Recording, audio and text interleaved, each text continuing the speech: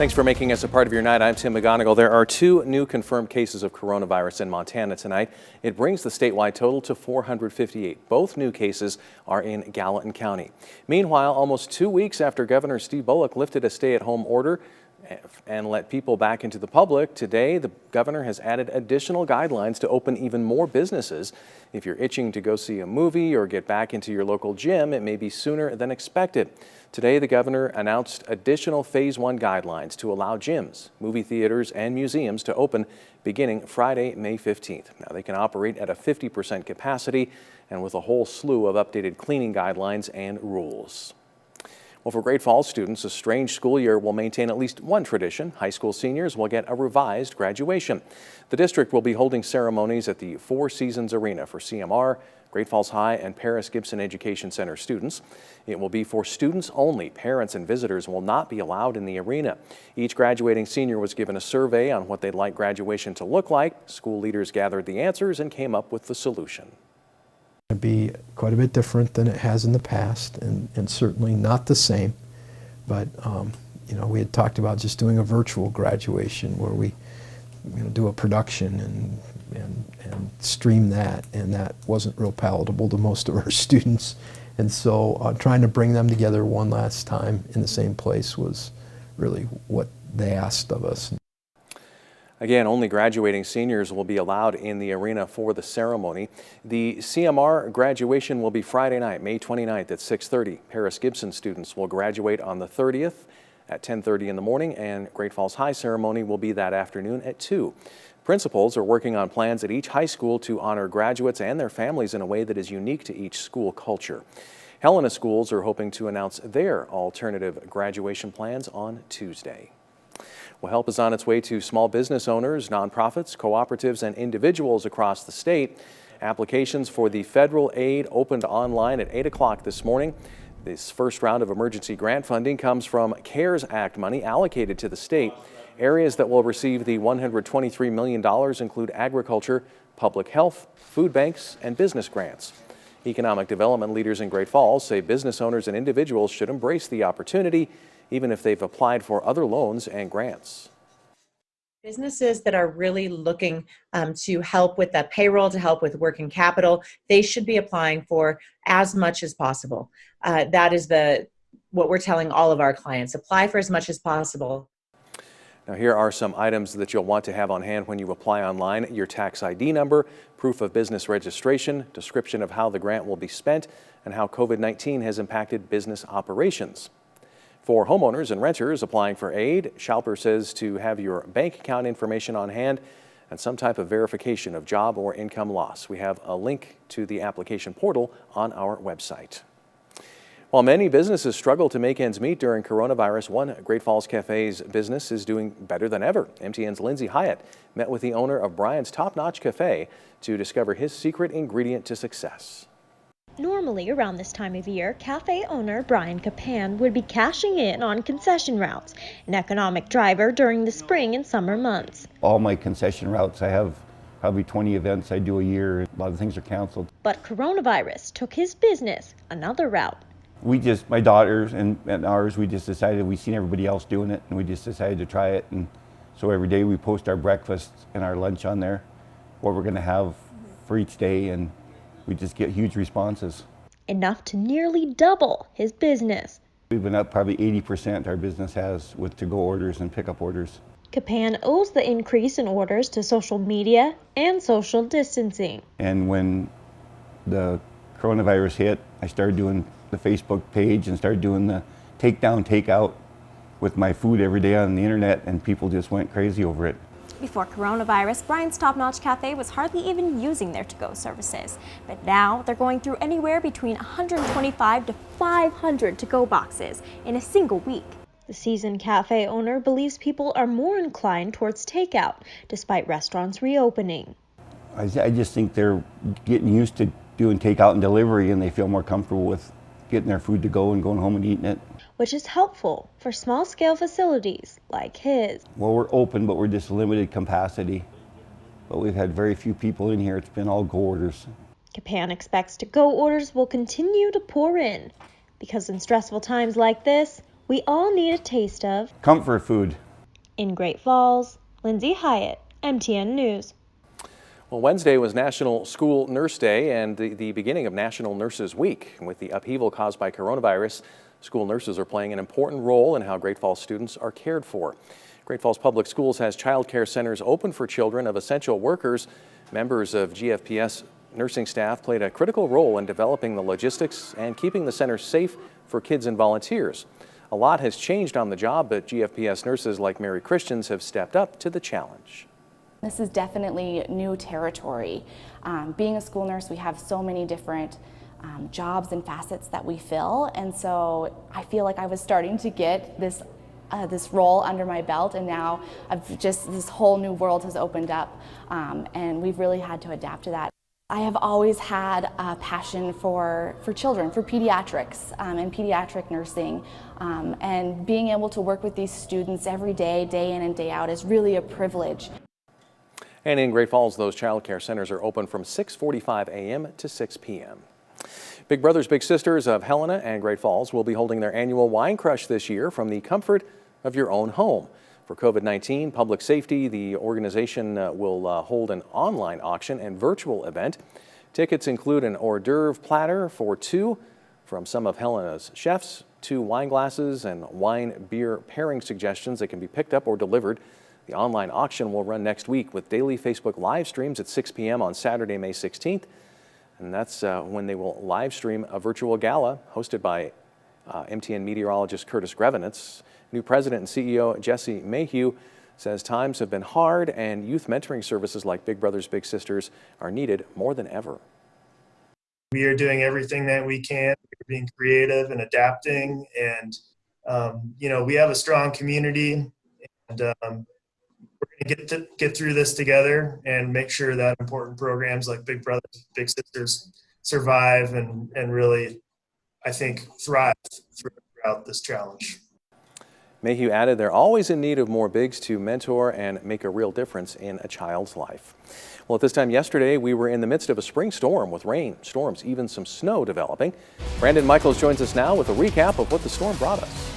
Yeah, thanks, Tim. I saw a little bit of everything yesterday. Very unpleasant weather moving in at this time of day. We're going to take a look at this picture to start off from Jim Coolidge because we expected mountain snow, but some of the lower elevations got some snow, especially in Fergus County. Jim here got over 4 inches. We've had reports from Fergus County of nearly a foot of snow, so picked up quite a bit of that, picked up quite a bit of rain, too. We've got to break the rain apart between 2 days here, but this is what fell yesterday from midnight to midnight.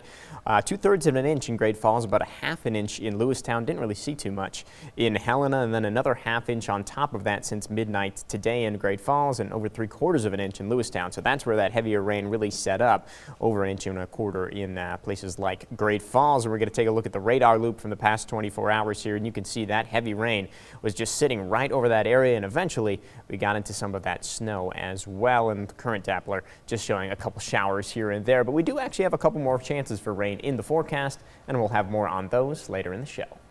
All right, thanks, Brandon. Well, tomorrow, ballots for Montana's primary election will be mailed out to all registered voters. One of the most contested and most crowded races that isn't getting much attention is the battle for Montana's open U.S. House seat. Today, as part of MTN's ongoing series on statewide contested primaries, Chief Political Reporter Mike Dennison takes a look at the Democratic primary for U.S. House. Montana's only U.S. House seat is open because incumbent Republican Greg Gianforte is running for governor, and the race has attracted plenty of candidates. 6 Republicans are in the contest, and 2 Democrats. Kathleen Williams, who lost to Gianforte in the 2018 general election, and Tom Winter, a state representative from Missoula. Williams has raised more money than any other candidate, $1.65 million, and is a clear favorite to win the Democratic nomination on June 2nd and compete against the Republican nominee and a Green Party candidate this fall. But Winter has waged a scrappy campaign, presenting himself as an underdog who will stand up for the little guy. He says since the coronavirus pandemic hit, he's been helping constituents deal with it, just as he would as congressman. What we're trying to do is show that now we know what you look like when the chips are down. Now we know what you're going to do as a leader for the community. Williams, a former state legislator from Bozeman, says she's been doing the same. I'm spending a lot of time talking with Montanans, making sure they're okay and seeing what questions they have. trying to serve as a resource to them. Williams has laid out many proposals on her website for various issues, such as allowing people 55 and older to buy into Medicare, or fighting consolidation of farms and other ag businesses. Winter has as well, saying he'd support a single-payer health system and student debt relief. At a debate 2 weeks ago, Winter also said he's one of the only Democratic state legislators to win in a mostly rural district and can connect with rural voters this fall. Williams talks often about how she offers a less partisan approach and how that's needed now in Washington and can win in the general election. This type of situation reminds people that they want principled, independent, solution-oriented leadership in Congress. That thought is actually in the front of a lot of people's minds because it reminds them that Washington, D.C. really isn't that far off. And neither is the election for this U.S. House Democratic primary contest or its counterpart on the Republican side. Tomorrow, we'll take a closer look at that six-person contest. Reporting from Helena, Mike Dennison, MTN News. Ahead, back to making a splash. The stars of one of Montana's most iconic watering holes return to work.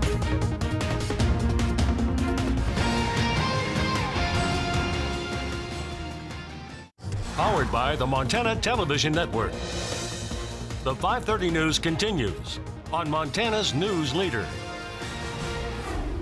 Welcome back. Many employees went back to work this week for phase 1 of Montana's reopening, including some who might not be considered essential but are still very important to the businesses that employ them. MTN's Tom Wiley shows us one example. It's Kate Harilla's first day back at work after a 47-day furlough, and she's a little nervous. It's exciting, it's nerve-wracking, but I'm also really happy to be able to come back and see everybody. Thank you. She greets her coworkers, grabs her uniform, and begins her shift.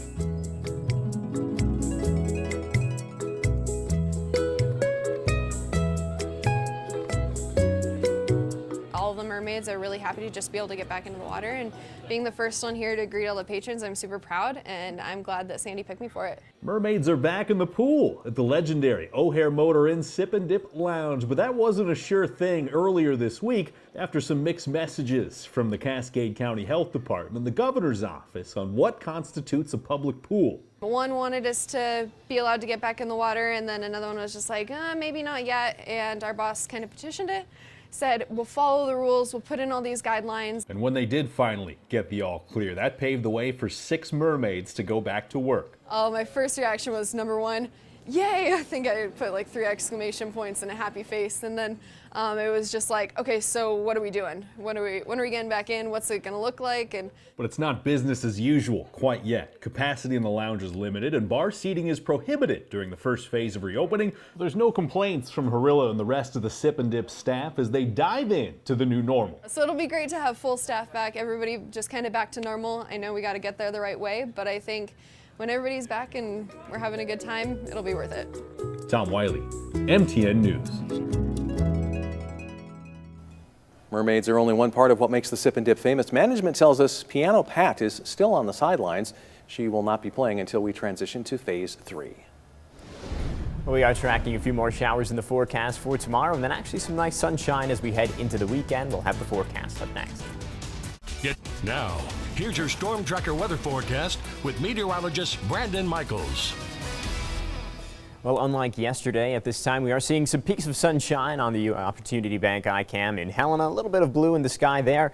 Obviously, Helena missed out on most of that rain yesterday, but definitely nicer right now. 56 degrees in that wind, much lighter out of the northwest at 10 miles per hour. Great Falls is looking very, very different than it was at this time yesterday. We were having the heavy rain falling, and it looks like things are actually starting to green up a little bit in the background. Maybe that's my imagination, but I think we're seeing a little bit more green following that rain we picked up. 56 right now in Great Falls, so a little on the cool side with a southwest wind at 10 miles per hour. Now that system we were dealing with yesterday, that has departed. It's well down past South Dakota into Nebraska now, but we've got our eyes on another one. We've got a little low pressure off to our north here that's going to be swinging down our way. So some more chances for showers in the forecast, but not nearly as heavy of rain as what we dealt with yesterday. We're going to kind of zoom in on around the state of Montana right now. Show you what we're dealing with, because we're definitely not completely dry, but again, it's an improvement over this time yesterday. Just some scattered light shower activity. Really haven't seen even any thunderstorms develop within those, so maybe 1 or 2 light showers here or there through the evening hours, but nothing to really be all that concerned about in general. Nicer weather here. Future track shows most of that shower activity kind of fading away as we head through the day. We lose some of that daytime heating. We lose the fuel for those showers. Clearer in skies through the night tonight. Into tomorrow, though, starting to tap into that moisture as that low pressure starts to move in. So already 1 or 2 little showers popping up. By the morning hours, we're going to see those showers kind of expand in coverage all across the area as we head through the day. Again, maybe a couple of thunderstorms will be possible, mainly to the north and east of places like Great Falls, up on the High Line into Blaine and Phillips County, and a couple of stray showers for Helena as well. And then we get into a clearing trend as we head into tomorrow night and into the weekend. So nicer weather as we head into Saturday and Sunday. Tonight's lows, though, still pretty chilly. 35 in Great Falls, 36 in Helena, 39 in Choteau, 40 in Malta, and 41 for the overnight low in Glasgow. Through the day tomorrow, a little bit warmer than what we saw, or a little bit cooler, than what we saw today. 51 by 2 p.m., 54 by about 4 p.m. In general, staying fairly chilly for us into the afternoon hours. I'm going 55 for the high temperature in Great Falls, 58 for Helena, 55 in Choteau. And just like today, we're actually going to have some warmer temperatures off to the north and to the east. Places like Malta, 67, 68 for the high temperature. In Glasgow, as far as the winds are concerned, not a huge factor tomorrow. 5 to 10 mile per hour wind gusts to the east, and really for most of us going to be in that 5 to 10 mile per hour range. Some slightly stronger wind gusts are possible around parts of the Rocky Mountain front, but in general, a calm day except for those showers popping up. And we're going to have a couple more chances for some showers through the forecast here. Let's talk about the 7-day right now. Again, rain showers tomorrow, kind of all day long, spaced apart, nothing all that significant for us. Mostly sunny, though, by Saturday. Temperatures are still a little bit on the cooler side, though. Only 57 degrees for a high on Saturday, so a little bit chilly, and we'll stay fairly chilly Sunday and Monday, too. Not going to see too much sunshine either of those days. We're looking at more clouds than anything else and highs in the lower 50s. A couple of showers are going to be possible by the time you get to Tuesday or Wednesday. Not a great chance for rain, but we'll keep an eye on it. Finally warming up toward the end of the forecast. Same story in Helena. Rain showers through the day tomorrow, a little bit better chance later in the day. Mostly sunny and at least 60 degrees for Helena on Saturday. Mostly cloudy and 56 and 55 Sunday and Monday. And again, those slight chances for rain Tuesday and Wednesday. Tim? When we come back, honoring students in a special way, how some small towns are showing appreciation for their high school stars.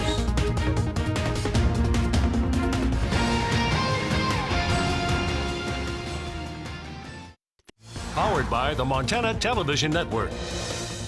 The 5:30 news continues on Montana's news leader. Well, social distancing and remote learning continue across Montana. Communities are finding new ways to honor high school seniors. Parents and staff in Boulder and Townsend are showing their support and recognition in a proud display.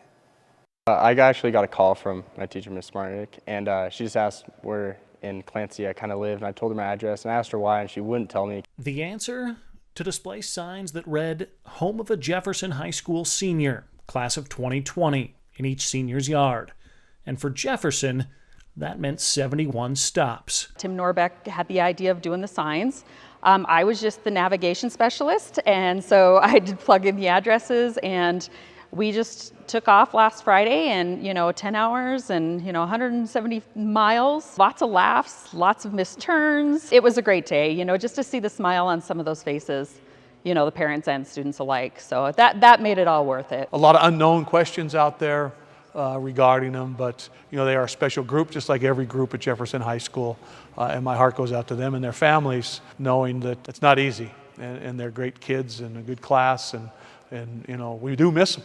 Some 30 miles northeast in Townsend, the parents of Broadwater County seniors were performing a similar plan. It was really fun. We put them out on Friday night. On Saturday morning to actually see people out walking around and taking pictures, and it really brought a sense of comfort, I guess. It was nice for the community to be able to get involved and show their support also. Word spread fast, but some seniors were left doing double takes. It was a surprise, honestly, for me to see it on Main Street. I was like, that's my face. And I went and I looped back around and I drove past it twice. I was like, yep, that's really me. Just a reminder that even amidst all the chaos, that our community and our school and our parents, they're still cheering for us. We have so much support behind us, and we have so much love pushing us, even though this is crazy and there's so many unknowns, that we still have that support behind us. Every little bit helps. Richie Melby, MTN News. And we'll be right back with a final check of weather. Welcome back. We've got a couple of light showers already this afternoon. We're going to see some more scattered showers through the day tomorrow. You can see from 8 a.m. to 4 p.m. we still have just off and on chances for rain. Not really expecting heavy rain, though. Finally, after more than 40 years in business, the walls have come down on a longtime Great Falls wrecker service. McCullough's wrecker service on 2nd Avenue North near Malmstrom Air Force Base is being demolished to make way for some commercial development. The owners are wanting to put in a healthy restaurant to change up the dining options in the Great Falls area. And they've also put out a survey asking the public for their opinion on what to put in that location. You can see more on this story on our website. All right, well, hopefully they get the building torn down and get a nice replacement there. Find a good use for it. Yeah, absolutely. That's all the time we have. See you back here at 10.